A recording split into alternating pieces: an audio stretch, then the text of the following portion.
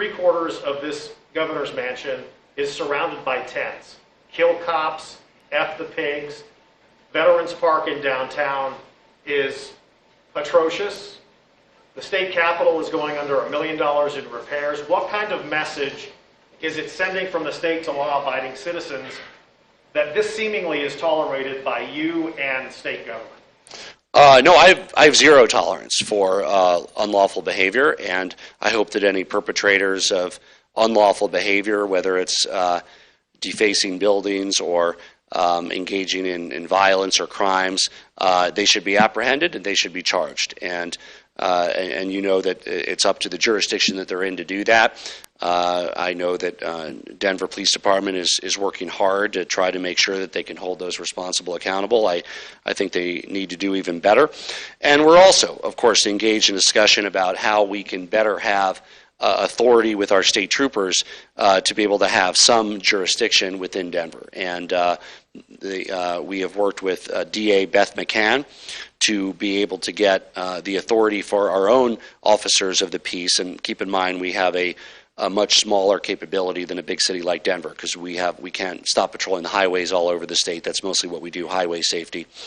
But we really need that extra ability to be able to prevent damage to our, they're not just our, it's not just a building. I mean, this is kind of it's a big part of our republic. It's who we are. It's our state capital. It's symbolic. It's important. And frankly, when it is desecrated, we all are desecrated, and democracy is desecrated. So we need to make sure that we protect all private property in Denver, and Denver Police Department is responsible and will continue to do that.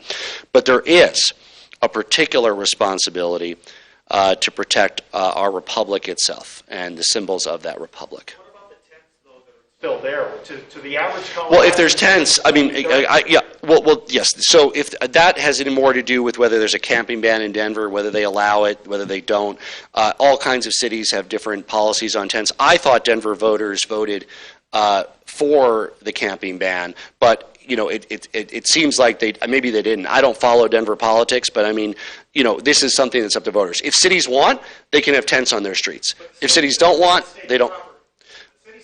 Oh, well, they are welcome to come onto our property and remove tents. We not only welcome, I would encourage and invite anybody, if there are anybody who is squatted on state property, we encourage anybody, law enforcement agency, of course, to come remove them. I've asked the mayor and the city council, and I really want the city council to act, and the mayor, but they've, obviously we've been asking them for weeks, but I think that if you're talking about Civic Plaza, much of that is city property, some of it might be state property, but even if it's state property, it's subject to Denver law. So I believe that, again, I'm not an authority on Denver law, but I believe their voters voted to have a camping ban. It doesn't seem to me like that's being enforced right now. I do see people camping. And I believe, I'm no expert on municipal ordinances, but I believe that is illegal under Denver law. It certainly is, but that's very different than damage to property. I mean, I live in Boulder, and we've had issues with campers and squatters for years, and it's a nuanced issue, and it's dangerous when they're in the mountains because the forest fires, and they don't want them on Pearl Street. So I mean, but that is different than a crime. I mean, if you're going to stop a squatter, you just say please move, and they move.